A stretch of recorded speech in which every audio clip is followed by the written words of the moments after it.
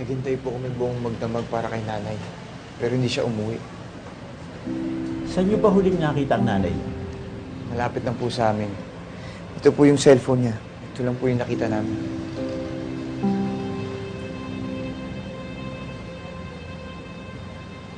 Jason.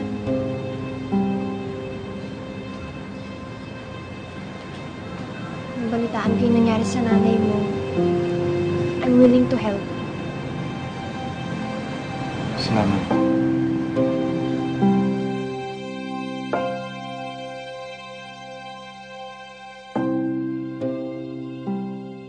Sir, gawin niyo po lahat para mahanap na po si Nanay Helen, ha?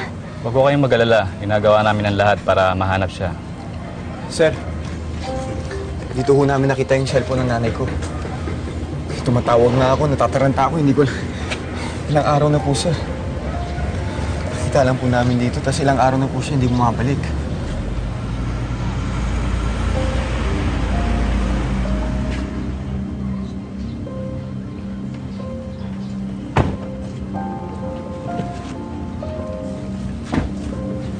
Jason!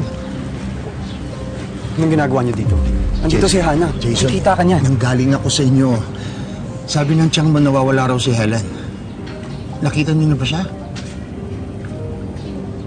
Huwag kang mag-alala.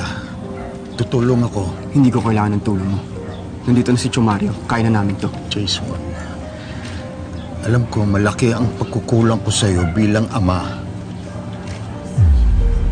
Hayaan mo makabawi ako sa'yo. Mayor, kayo ang tatay ni Jason? Hana. Sir, may nakita raw babae sa kabilang bayan. Walang mali, nasa ilog pero nasa ospital na daw ngayon eh. Jason, mas mabuti pa puntahan natin baka yun yung nanay mo.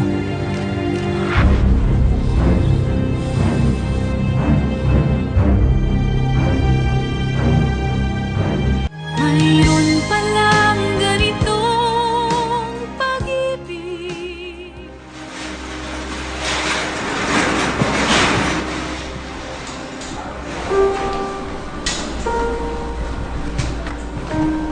Miss, dito ba sinugid yung babae nakita sa ilog na walang malay? Laban yung nanay ko! Doon po sa room 115. Salamat, ha.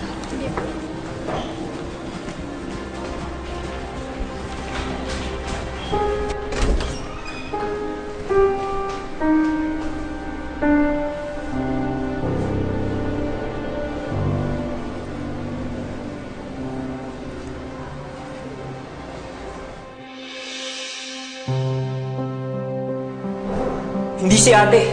Hindi siya ang kapatid ko.